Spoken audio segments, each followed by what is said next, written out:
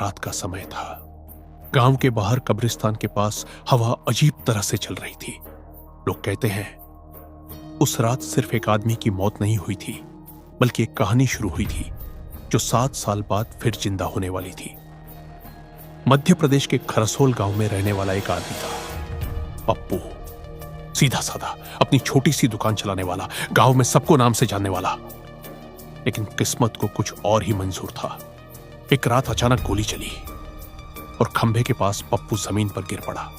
गांव वालों ने कहा दुश्मनी थी, किसी ने बदला लिया। लेकिन सच क्या था, कोई ठीक से नहीं जान पाया। उस रात के बाद गांव में अजीब बातें होने लगी। बुजुर्ग बताते हैं कि कई लोगों ने देर रात कब्रिस्तान के पास किसी के चलने की आहट सुनी। कुछ कहते लगता है पप्पू की आत्मा अभी गई नहीं।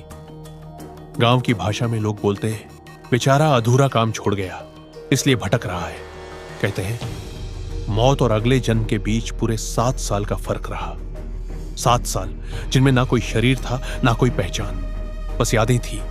गांव वाले मानते हैं कि वो आत्मा अपने घर, अपनी दुकान, अपने बच्चों को देखती रही, लेकिन किसी से बात नहीं कर पाती थी। फिर 7 साल बाद पास के ही गांव तारापुर में एक बच्चे का जन्म हुआ। घर वालों ने नाम रखा राजेश। सब कुछ सामान्य था। बच्चा हंसता, खेलता, मिट्टी में लौटता, बिल्कुल बाकी बच्चों जैसा। लेकिन एक अजीब बात थी, 4 साल तक उस बच्चे ने अपने बारे में कभी कुछ खास नहीं कहा, जैसे वो कुछ याद करने की कोशिश कर रहा हो। कभी कभी दूर देखता रहता, जैसे किसी को पहचानने की कोशिश कर रहा हो। फिर एक दिन अचानक उसने अपनी मां से कहा मुझे अपने घर जाना है, ये मेरा घर नहीं है।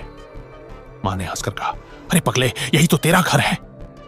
लेकिन बच्चा जिद पकड़ गया, बोला मेरा नाम राजेश नहीं, पप्पू है। घर में सन्नाटा छा गया।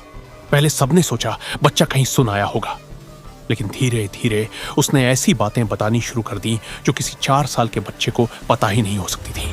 वो बोला मेरी दुकान है दूसरे गांव में, मेरी बीवी और बच्चे हैं, मुझे गोली मारी थी खंभे के पास। अब परिवार डर गया।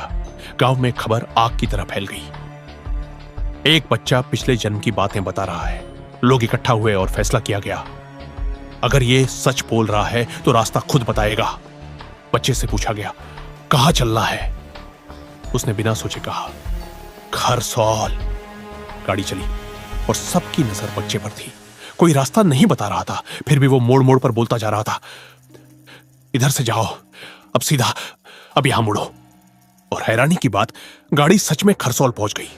गांव में उतरते ही बच्चा तेजी से चलने लगा, जैसे कोई अपना घर पहचान गया हो। एक जगह रुककर बोला यही मेरी दुकान लगती थी।